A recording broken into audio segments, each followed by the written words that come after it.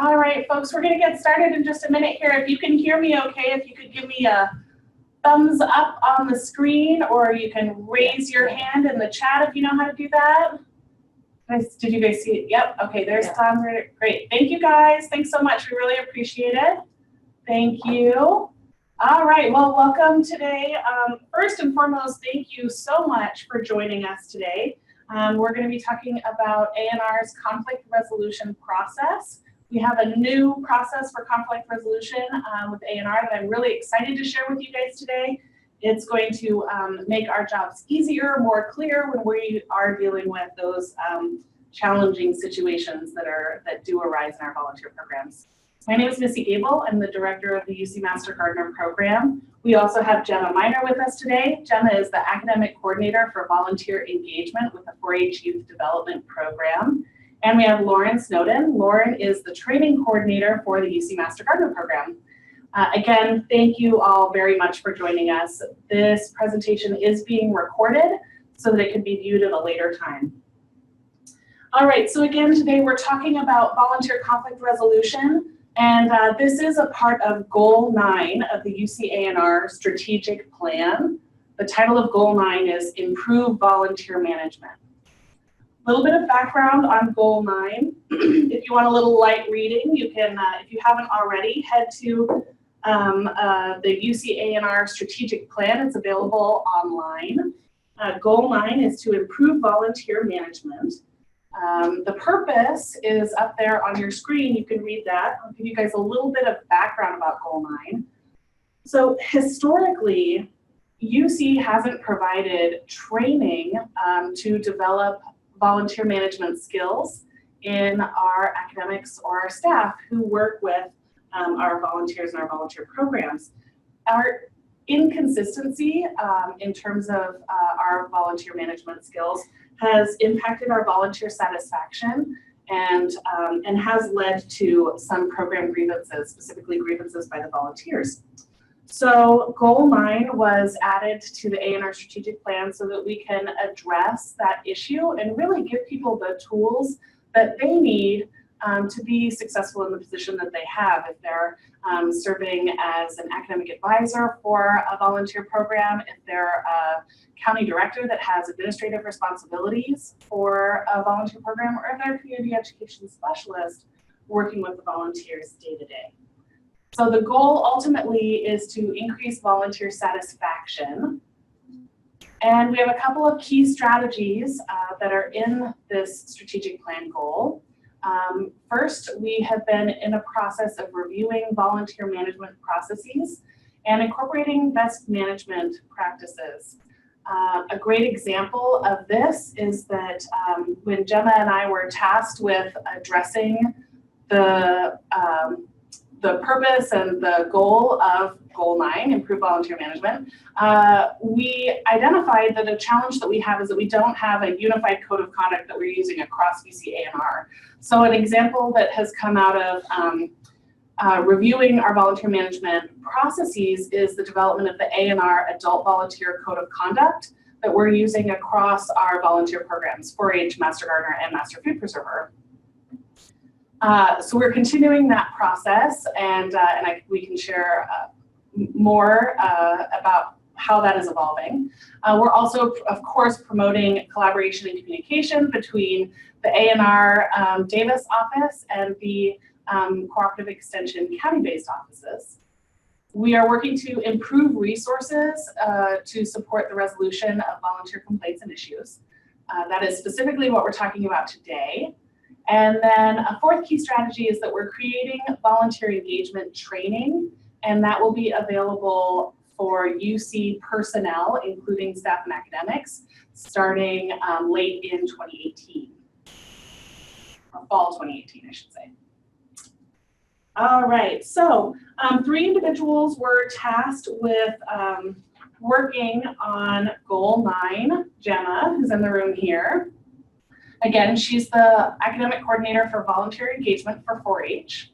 Mark Bell. Mark is the vice provost for statewide programs and strategic initiatives, and myself, Missy, with the Master Gardener program.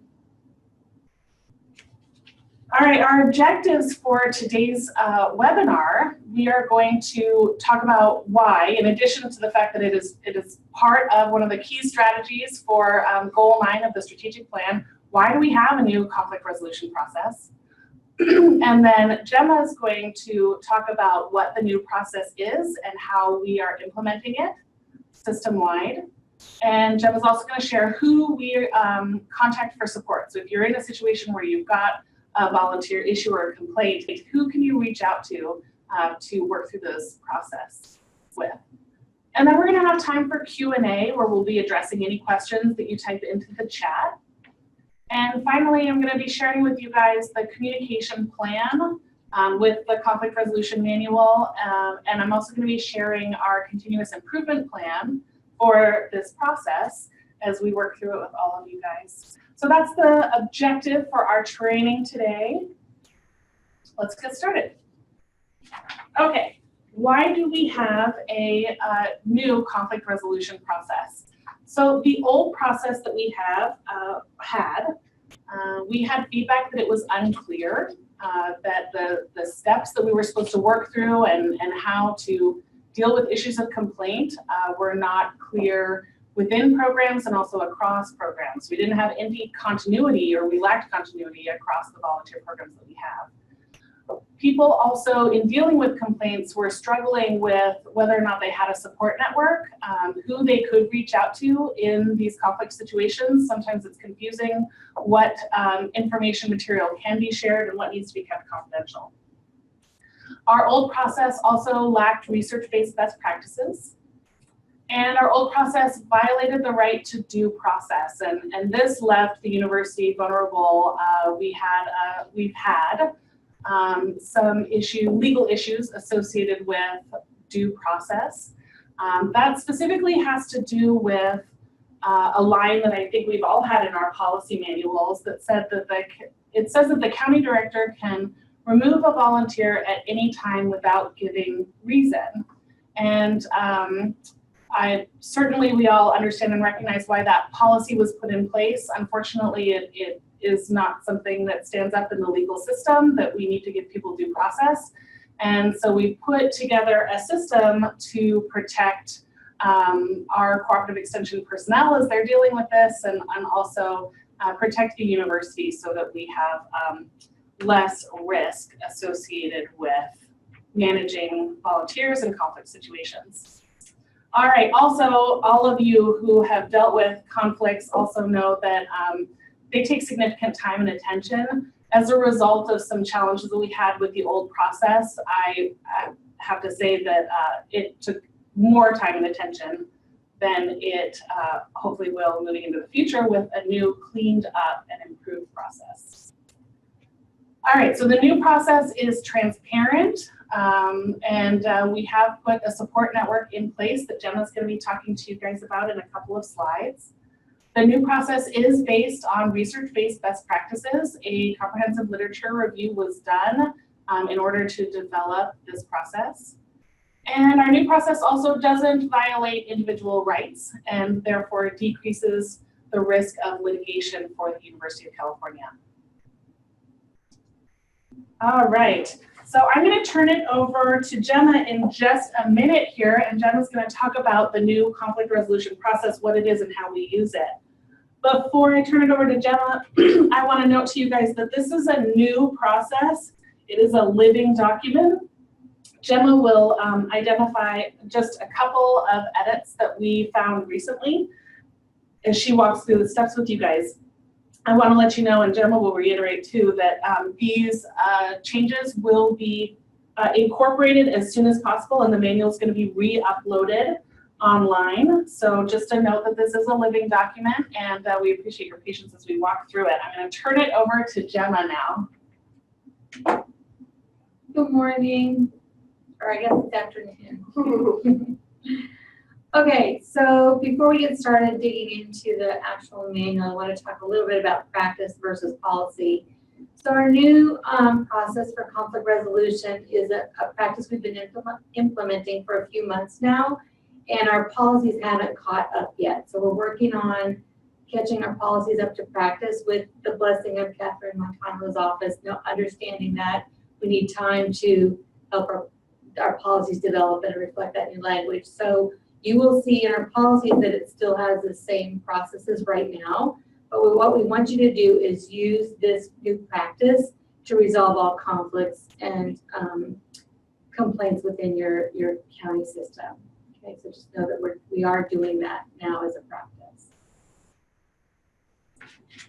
And then before we get started digging in acronyms you need to know, if you don't already know these. CD in the document stands for County Director. The VC is the Volunteer Engagement Coordinator, and that person is different depending on what statewide program you're in. Okay, so, but you will know that as we move forward. And then DOJ, Department of Justice, and a Berry offense is a defined action, typically a conviction or arrest that automatically bars an individual from participating in a UC volunteer program. So these words we use, we throw around these words, but it's important that you know those before going into the manual.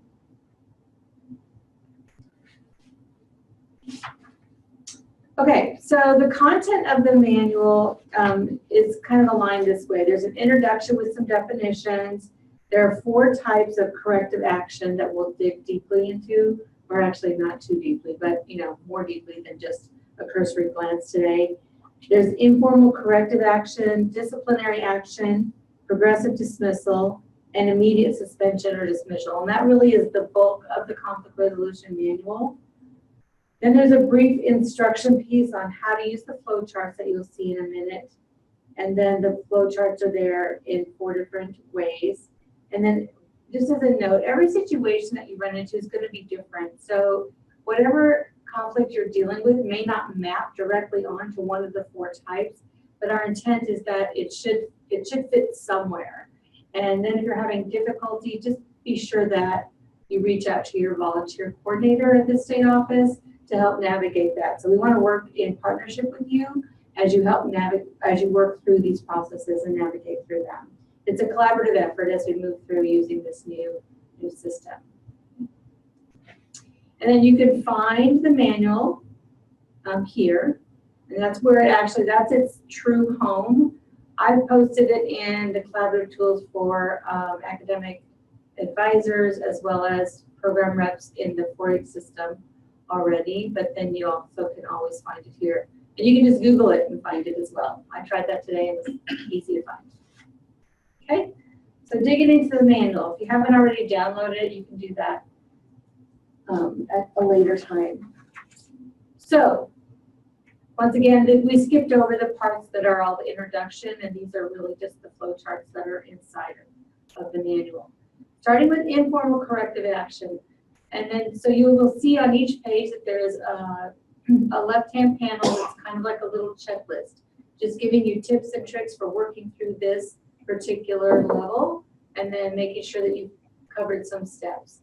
So this is the most frequent type of corrective action that you'll follow, or most frequent type of conflict that will occur in most of our programs. It's usually minor problems in attitude, behavior, management of performance. And the key factor identifying if it's informal is if it's a small group of people. It's between 1 or 2, involves maybe a parent or one family and a volunteer. So it's really a small group. That's kind of the key guide for this particular level. Okay, so what you want to do is you work through the flow chart is that whatever the issue is occurs, and then that you can either witness it or it can be reported to you, or maybe not even be reported to you. This may happen between a volunteer and a volunteer, and that's where it should be resolved. So it could be just a conversation between those two and it gets resolved there. Okay, it might need an improvement plan, it might not. But what we are asking volunteers to do between themselves or between whoever the conflict is to meet in person with those volunteers or another adult and or the UCCE staff who may or may not be involved. So it doesn't have to come to you at this level. It can be resolved at the lowest common denominator kind of. Then if there's an improvement plan that's required, you would want to develop that. So for example, in 4-H, If it's a situation between a project leader and another project leader, the community club leader would work through this process and develop that improvement plan between them, and you might not even hear about it, okay? And then there would be a process check, and then you would say, is there improvement? And if yes, basically the issue resolves, and if no, it would escalate to the next level, and then we'll include you. Okay. Disciplinary action. So this is problems in behavior, attitude. It's the same kinds of problems, but it affects more than a small group of people, or there's no improvement through the informal corrective action. So then it escalates to this level. So the issue occurs or continues, and then this is where you engage the cooperative extension staff or advisor and or the county director who will take the lead on this process. And we've used the word director to include all directors. So it could be a rec director. It could be anybody that works with volunteers. Whoever the director of that local facility is the director. Okay. So you want to review the existing documentation and then in-person meetings. So you can see this kind of all flows in a very similar pattern as the informal corrective action. The difference here is that there's a time-bound piece on this page. And so from the notification of the conflict to the adoption of the improvement plan, okay, and the resolution that's agreed upon, it has to happen within 30 UC business days. And then we've clarified that. In the past, I think our policies have said 30 days, and no one knew. Is that business days? Is that how do you count? So it's 30 UC business days. So if there's a holiday in there, that day doesn't count because it's a holiday for us. Okay, so just know that that's how you count those days. All right. Then you share your documentation with your director, and there's a progress check. Somewhere in there, you can notify the state office volunteer coordinator, okay? And it could be either at the end or if there's no progress and you want to escalate this further. At any time, though, you can always contact the volunteer coordinator for help. Once again, I'll say that we want to work on this collaboratively with you so that we're all, giving the right kind of support that you all need to work through these conflicts, especially in this new process as we go forward for a while. Okay. The next one is progressive dismissal. And this one is where issues continue and you actually are moving the volunteer through with the intention of dismissing them. We've already escalated it. There's no resolution. They continue the behavior that's against the code of conduct. Okay, and you certainly want to include the volunteer coordinator and your director at this point. This is where they get very involved in the process with the intention of dismissing at some point, but also including due process. So there's still in-person meetings, okay? And then the director works directly with the volunteer coordinator, but may delegate that to an advisor or a program rep or a coordinator to work with that as well. Once again, these pieces are time bound. Okay, so the volunteer has 30 business days to file a disagreement with the action, which they can do. And this is where our errors occur. So if you look on the left-hand column in the third box, the one with the time clock there, it should say the volunteer has 30 UC business days to disagree with the action in writing to the CD, so the county director or director. Okay. So change VC to CD, and then in the next box right below it, this should say the CD may consult with themselves, but that doesn't make sense, but we'll fix that. Okay, it really should say the CD should consult with the volunteer coordinator. So that's just a switch. That make sense? Okay. All right. Then the last one is immediate suspension. Now this one is the one where it doesn't necessarily progress. There could be, and usually often are, situations where there is a need for an immediate suspension or dismissal based on the serious nature of the transgression. And it includes things like an arrest or conviction notice, a Berry offense, DOJ notice, zero tolerance, violent or abusive behavior, or willful or careless disregard for the safety and dignity of any person. So you can file an immediate suspension, much like the system is now. This has not really changed. We just made it a flow chart. So this particular level of suspension or dismissal is the same as our policies currently are. Okay. So not much has changed there.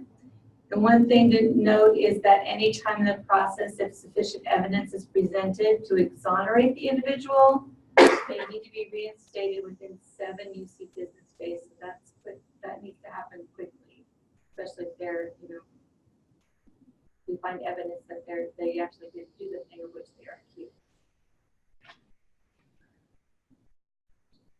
All right, we're going to spend just a couple seconds reviewing the barrier offense list. Remember, this is an existing document. You can find this if you're having trouble trying to figure out what to do with the barrier offense. And so it's 2 pages, and make sure you refer to this so that you understand what are the steps to deal with volunteer appointments and review process during that a barrier offense violation. Okay, so we refer to these 2 documents. And it really helps you understand what are my next steps. So if the crime is not a barrier offense as per our policies, but the status is an arrest, then you would follow these steps and follow along from left to right. And if it is a barrier offense, this is what you do. So always refer to this document. Once again, this has not changed. It is not in the manual, it's a separate piece, but always refer to this document in that situation. You always want to make sure you notify risk and safety services right at the beginning of that process. Okay.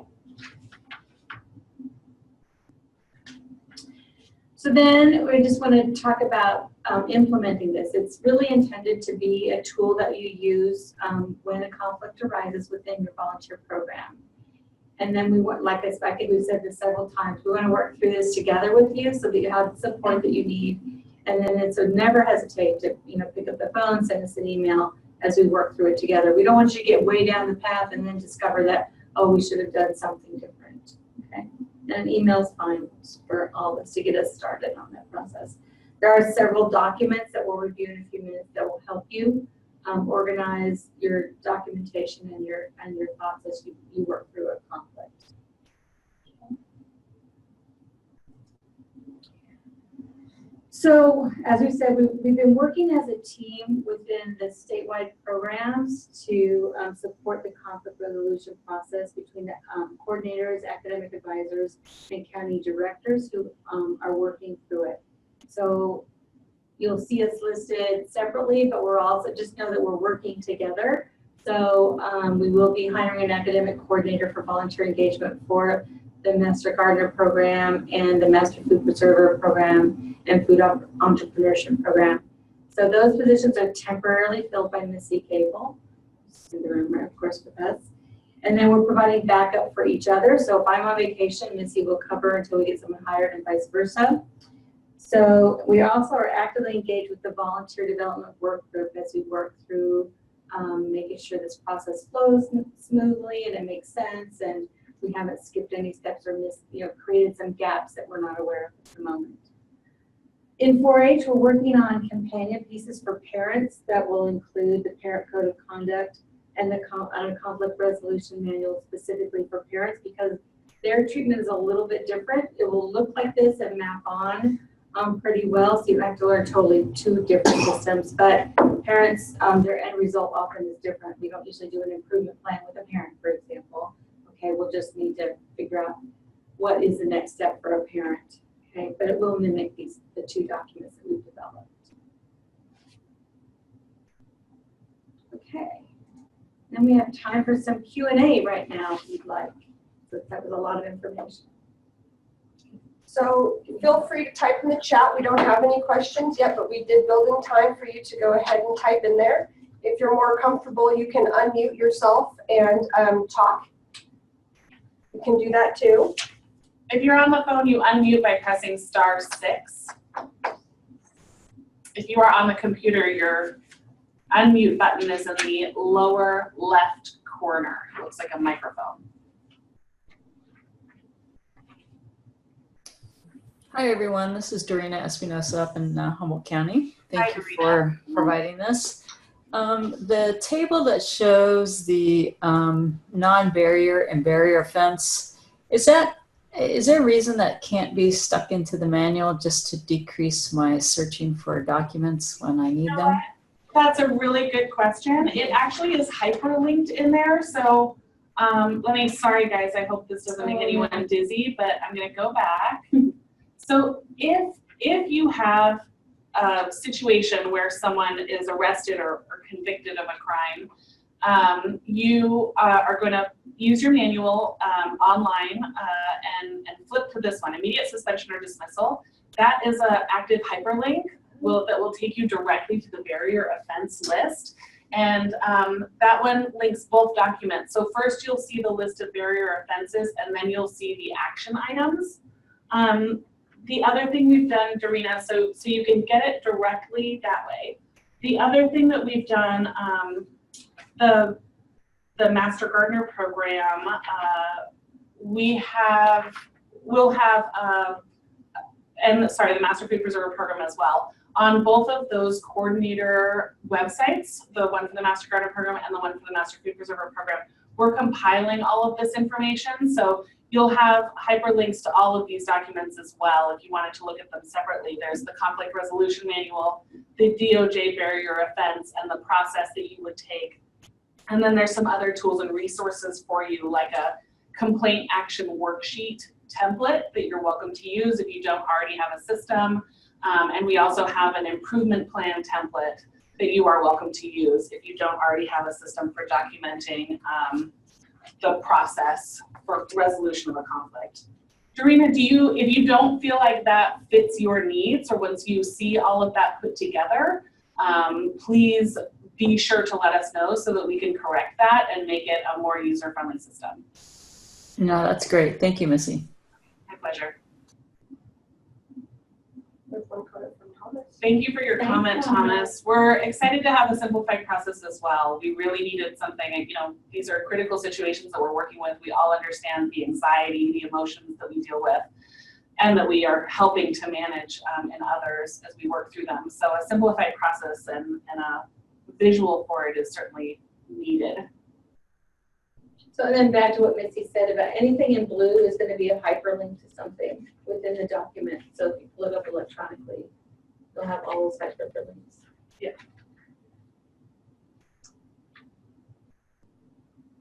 Can you provide more detail on the complaint action worksheet reference?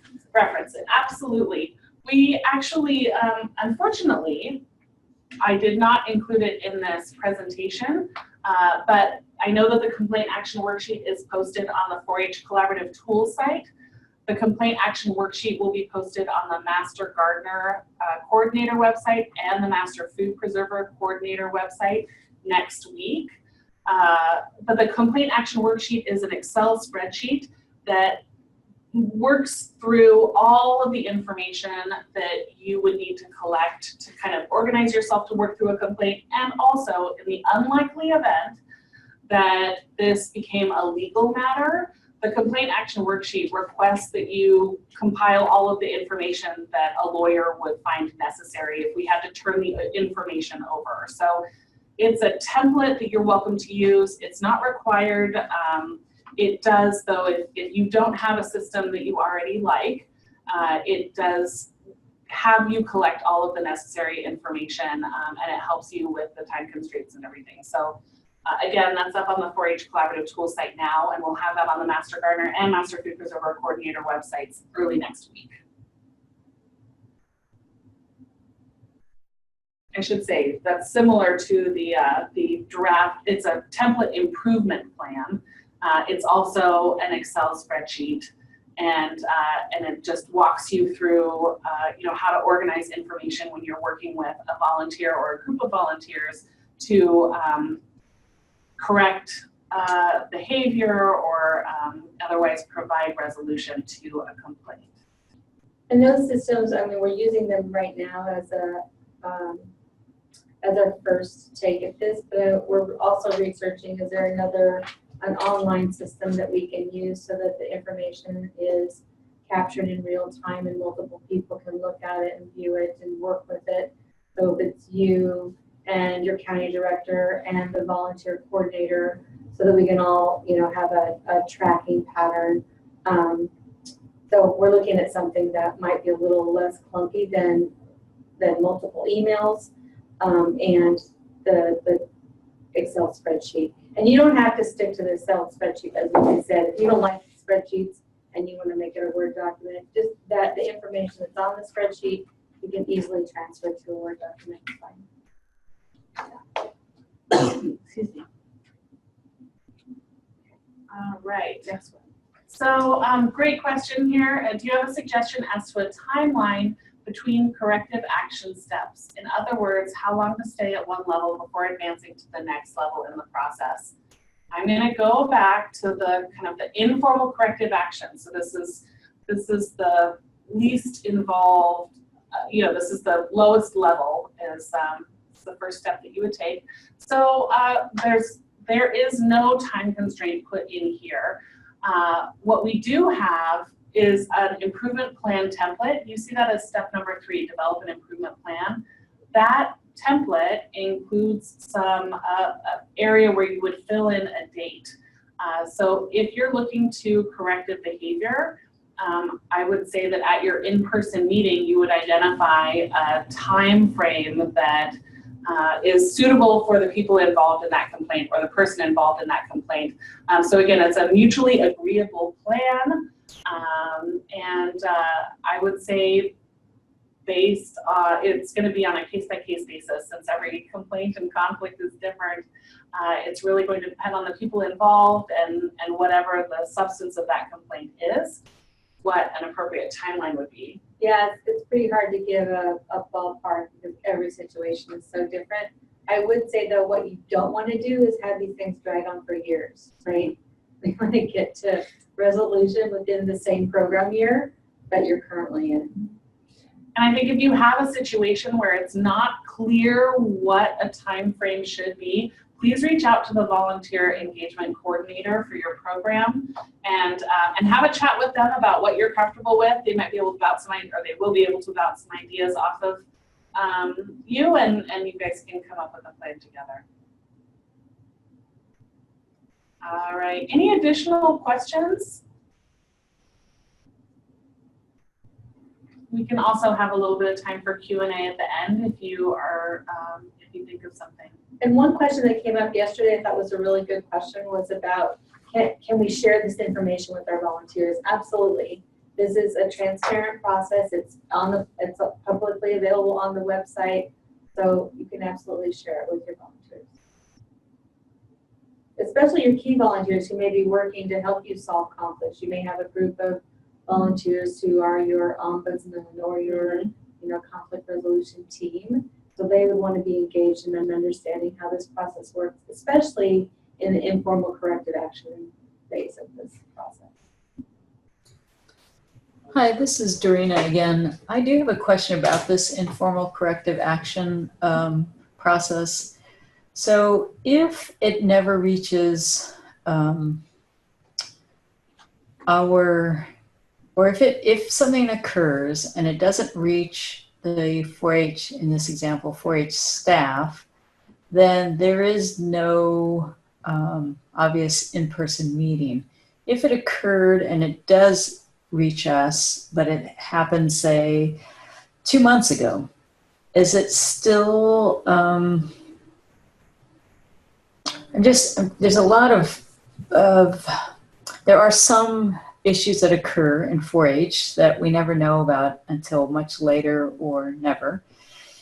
And so obviously we don't get involved, but I guess I'm just a little stuck on this in-person meeting with staff when we also in 4-H have encouraged for a resolution to be resolved between those that the conflict exists. So I'm just trying to figure out this first informal corrective action, kind of how to think about this. Right. So the in-person meeting on the informal corrective action says the in-person meeting with volunteers or other adults and or cooperative extension staff. So it may not be, and it's okay. Because if it gets resolved at that level, it doesn't need to take your time. And that's actually what we want to have happen, right? But we want to make sure our volunteers have some conflict resolution skills, and hopefully with training and as we move forward in this improvement cycle of volunteer management, we'll get there. That they have those skills to do that without a lot of guidance and support at this level from staff. Does that make sense, Rita?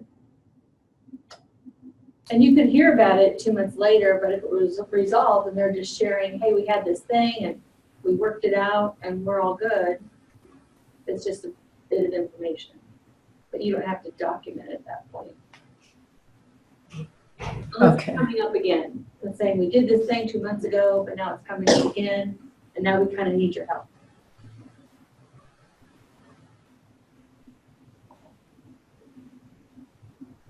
Okay. And if it involves a youth, an adult volunteer and a youth?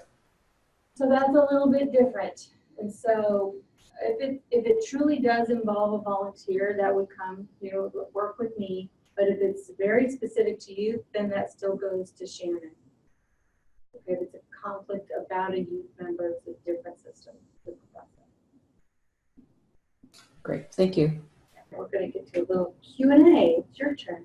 Perfect. We have actually our first question, and it's coming from Stephen Worker. He asked, how are actions initiated?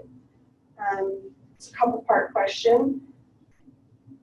Issues occur, question mark. What type of evidence / report do staff / advisors need to start corrective action?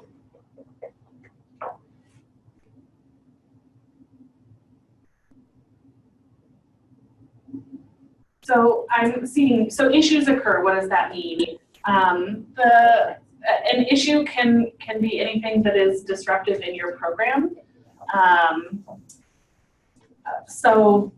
That's going to be different on a case-by-case basis, but it's something that's disruptive that comes to your attention or that you observe as a cooperative extension, as someone who's with cooperative extension working with the volunteer program. So what type of evidence / report do we need to start corrective action? We have a template that we put together. It's the complaint action worksheet that you are welcome to use.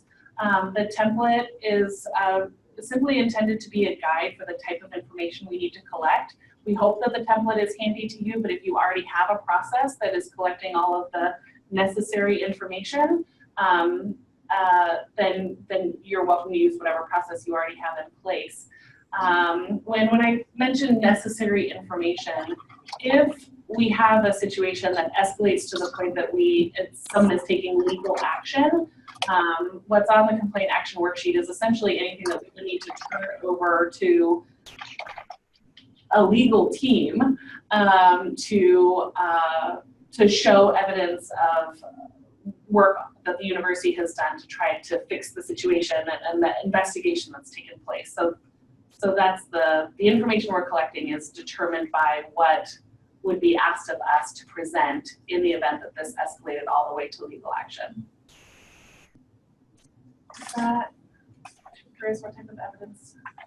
Stephen, does that help? My question was more about expanding on what issues might be, and granted, those are outlined, or some of those are outlined on the adult code of conduct, so that's nice. But if, as a staff person or me as an advisor, I don't observe, I don't sort of witness an issue, but I hear about it secondhand or third hand or fourth hand from somebody else, is that enough to sort of initiate an informal corrective action, or do I need something sort of written from someone who directly observed the behavior? So if someone came to you to share an issue that they had, a potential code of conduct violation, something happened, what you would do is essentially your own intake process, and you might start a complaint action worksheet and fill in, volunteer A came to me on this date and gave me this information, and then, what actions are you going to take that's in the spreadsheet too. So your next step would be, I'm going to follow up with volunteer B, who, is I don't want to say accused, but who may have violated the code of conduct for more information, and I'm going to try to have an in-person meeting with this volunteer B, the accused. Does that? If it involves a lot of people, I would say that if it's an informal corrective action, the first question I might ask is, well, did you talk to volunteer B about the situation? And just see, try to gauge whether you really do need to get involved or you need to coach your volunteer A on how to have that conversation, because that might be all that's necessary. It's something very simple. They had a disagreement about how a process, and so. Yeah. Stephen, interestingly enough, I'm working with a program right now that their volunteer board has elected a volunteer ombudsman person that would be kind of someone who would intercede really early on if it's a conflict of personalities or something like that, to try to work on the relationship, but they would do that with your knowledge and of course support from the board. They've been elected into that position. So that's something as that fleshes out. We'd be happy to share information and resources about the role of that volunteer ombudsman person. Right, in 4-H, we certainly have a similar, many of our county councils or VMOs of any structure have a conflict resolution group, an ad hoc group. So certainly you can include them in this process, especially in that informal corrective action stage before it involves staff. So we're. Thanks. Is that else, Stephen? Okay. We have a two-part question from Jason. Can you please expand on the expectations surrounding coaching/mentoring? In addition, what training or resources are available to assist staff in mentoring/coaching? He's referring to, So Jason, I can let me take this one. So, we kind of, we've had a situation in your county where you kind of followed that step where you brought the volunteers in and you work through like, how can we do this differently? So it can be very simple. Can we change the way that you're languaging directions with kids? Very simple kinds of things. So it doesn't have to be this huge lesson plan about coaching and mentoring, but certainly asking our volunteers to change a behavior and getting their agreement about that. Do they understand what you're asking them to do, and making sure that you're both on the same page about what needs to change.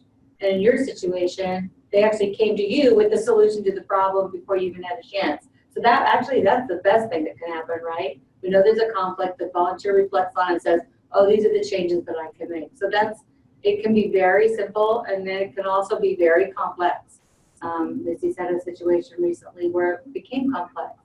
So we want to make sure that you're just giving the volunteer the amount of coaching and mentoring they need in order to succeed, because that's the goal, right? We want to get our volunteers to success, and then whatever it takes to do that. And then use your volunteer coordinator to help with, if you don't have the right, you don't know what tools to give your volunteers, you need support on helping them, or you need support with coaching in general because of the nature of your job and how complex and busy you all are.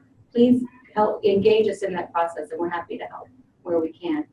At some point though, you don't want to use us all the time, because you want to save us as your third tier of buffer if it escalates to them complaining to the state offices, which they do, as you know.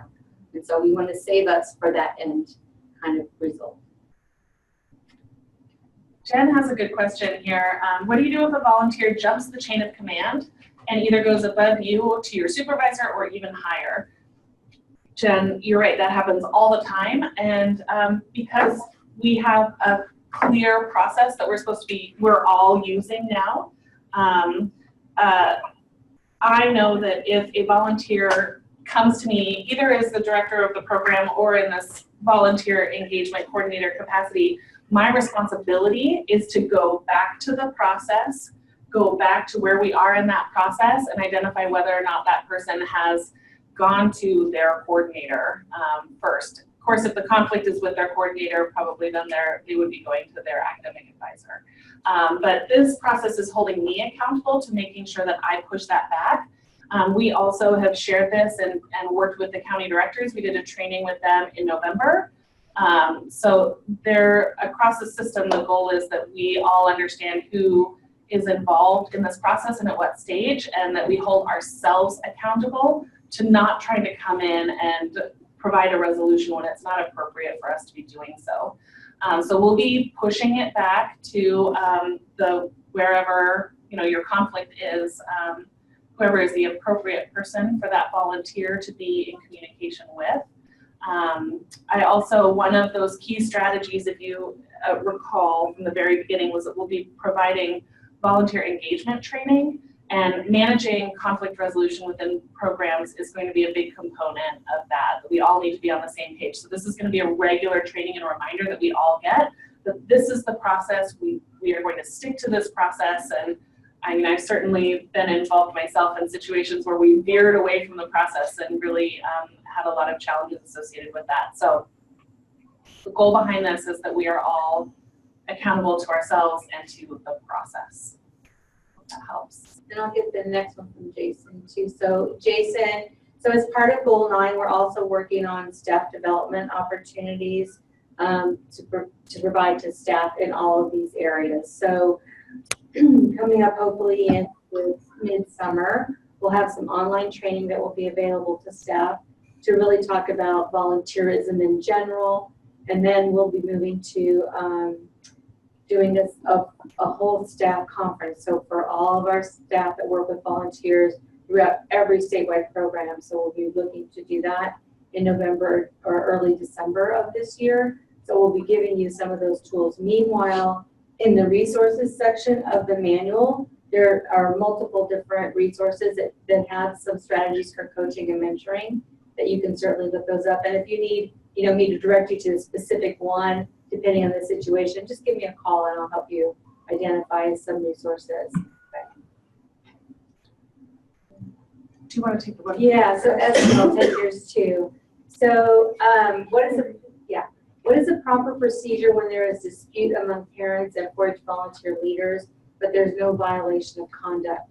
So that would be that informal corrective action. You want to basically refer it back to them and they're all adults, and so they need to figure out in a civil way how to resolve their conflict. Okay, so and if it escalates and they just can't get to resolution, then they would bring you in certainly to help them maybe create some dialogue where you're mediating that conversation to help keep everyone with a cool head and let's get to resolution, because we're going to assume, and then you would make some assumptions, that they are all concerned about how things are happening for their kids, and we all have best intentions about how our youth members are experiencing 4-H. So how can we get to agreement on that, especially if it's not a violation of any conduct?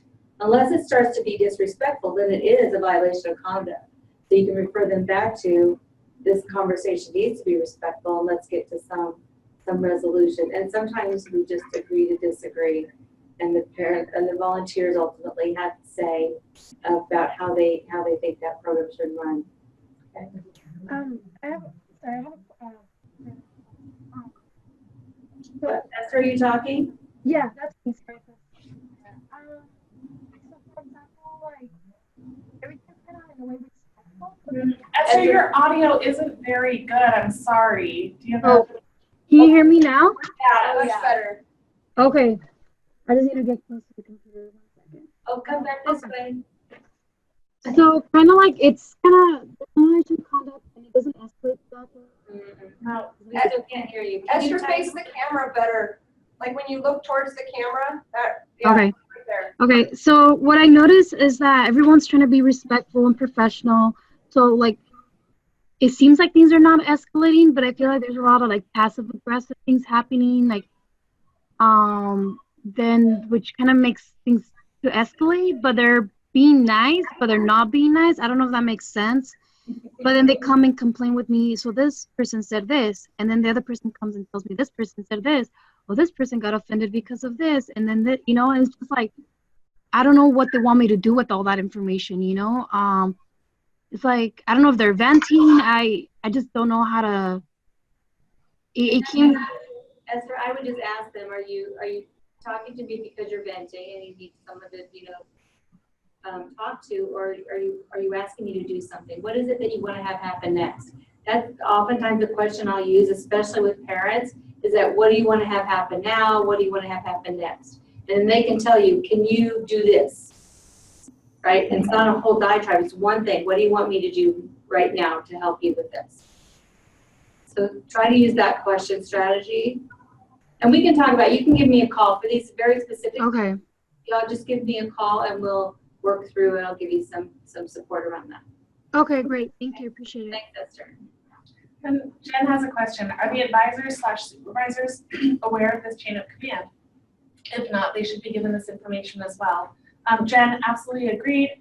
The county directors, we have met with them in September and also November. They trained on this process and gave us feedback on it in November. And so the county directors are aware. And then in our communication plan, I'll share with you guys that CT posts will be going out next week with a link to information and a link to a survey for feedback on this process as we're all implementing it. And then I know that I'm going to be meeting with the environmental horticulture advisors and other master garden advisors who work with master gardener programs at an early April meeting. So we're getting everyone on the same page. And then, like I said, moving into the future, we are going to be hosting volunteer engagement training. And a component of that will be having people be aware of the resources and the process that we have for conflict resolution. Okay, any additional questions before we move on? Yes, thank you, Lauren. I thought it was a question. Yes, Lauren, the training is going to be recorded and posted later for viewing. And like Gemma had said earlier, we're here to work through this together. So please don't hesitate to reach out. Let us know if you have any questions. And I'll be sharing in a minute. We have an opportunity for you to give feedback as you implement this process in your county. All right.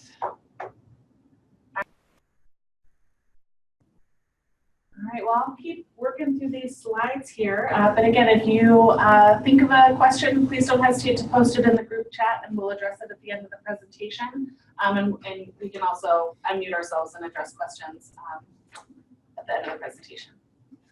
All right, I wanted to share with you guys our communication plan. So how are we implementing this process?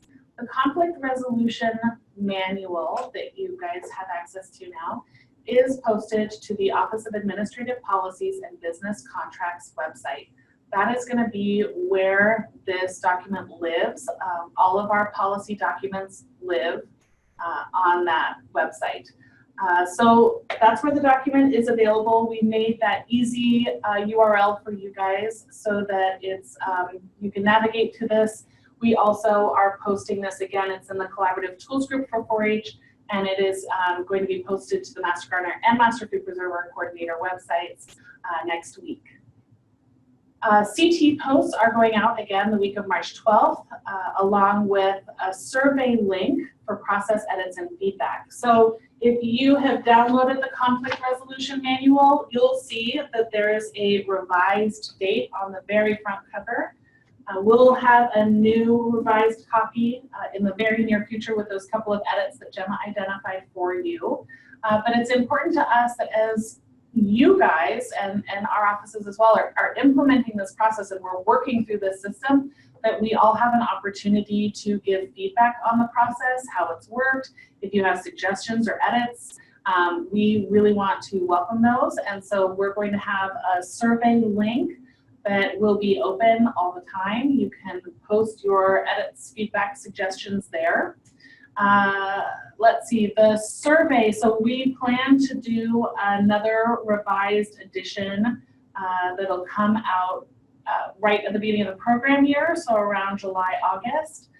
So for edits to be incorporated in that next edition, we would need those by the end of May of this year. But again, that survey is going to be open year-round, so you can continue to give feedback as you work through this process. Not all of us will, hopefully many of us will not have conflicts we have to deal with before the end of May. But for those of us who do, we really do welcome and encourage your feedback. All right, so what has been done? Gemma and I started working together on this in July of 2017. Again, there was a comprehensive literature review done to identify an appropriate, the best practice possible for working through complaints with volunteers. So we developed the process and then we sought feedback. We sought feedback from some volunteers, some community education specialists, academic advisors, county directors, all within the ANR system. External to ANR, Gemma also socialized this with some of her peers in the volunteer engagement arena. So we had some great feedback on the process. And where are we right now? So we've developed it. We are in the process, I would say, of socializing it and getting everyone to adopt it. Gemma and I met with the county directors in September and then also in November of 2017. In November, the county directors went through this process and actually dealt with we gave them conflict scenarios and they worked in teams to go through the process and start to feel comfortable with it. So the county directors have had this information. This ground back, of course, was hosted yesterday and it's also hosted right now and will be posted for anyone to view and review at a later time. And then we're all working in our program areas to make sure that other folks, like in the Master Gardener Program, environmental horticulture advisors or other advisors associated with the Master Gardener Program, are aware of this process and understand roles and responsibilities and where to find information. So we continue to work through that. Let's see. We now I had mentioned, although we'll have a new edition very, very soon with just those couple of edits that Gemma found for you guys. We will have another new edition that incorporates all of your edits, and that'll be available around July 2018. It's going to be available online, again, at the Office of Administrative Policies and Business Contracts, but all you need to remember is anr.edu/conflict resolution, or you can Google it and it will quickly and easily come up. Okay, so to review today's objectives, we talked about why we have a new conflict resolution process at ANR. Gemma shared what the new process is and how we're all going to be using it. We also talked about who to contact for support. That's Gemma right here, and also myself and Master Gardener, Master Food Preserver programs temporarily. When we have hired the folks that we're going to be going to recruitment for any day now. Once we've hired those people, we will make sure that everyone in our respective program communities is aware of that change and know who to contact for support. We had a little bit of time for Q&A, and then I shared with you guys that we have a communication plan to get the word out about this, and that we also have a continuous improvement plan. I should mention also or reiterate that we are working to get our policies caught up to our practices, as Gemma indicated earlier. And so you'll see this process reflected in updated policy material in the hopefully very near future. All right, so that's what we did today with you guys. Any additional questions, we'll be able to answer them. I think we'll both just plan to stay on for the next 5 minutes if folks want to think about questions or look at the manual a little bit more and ask us questions live. But you are also welcome to email one of us, two of us, or all three of us. If you have a question on this process or how to implement it in your county, we're absolutely here to talk with you about that. All right, so if you think of any questions, please post them in the group chat or unmute yourself and let us know what they are, and we'll talk through them. Otherwise, thank you very much for participating today. We are very grateful for your time and attention, and we are excited to hear how this process goes in your county as we all work to implement it. So Jill has a question. Is the submission of a written complaint the start of the process? Jill and everyone, yes, it can be. So right now, the policy says they have to use that written complaint form, but that isn't the only way a complaint can happen. It can be verbal, it can be by email. Don't let that stop you. But you can also, you have the option of saying if they, talk to you on the phone or whatever, you can direct them to that written complaint form, because then it starts your documentation, which you want to make sure that you do along the way. But right now you have that option to refer them to written complaint, and that be your start of the process. as long as you don't, delay, because then you start getting people complaining about, well, I sent you that 4 weeks ago and I still haven't heard anything. So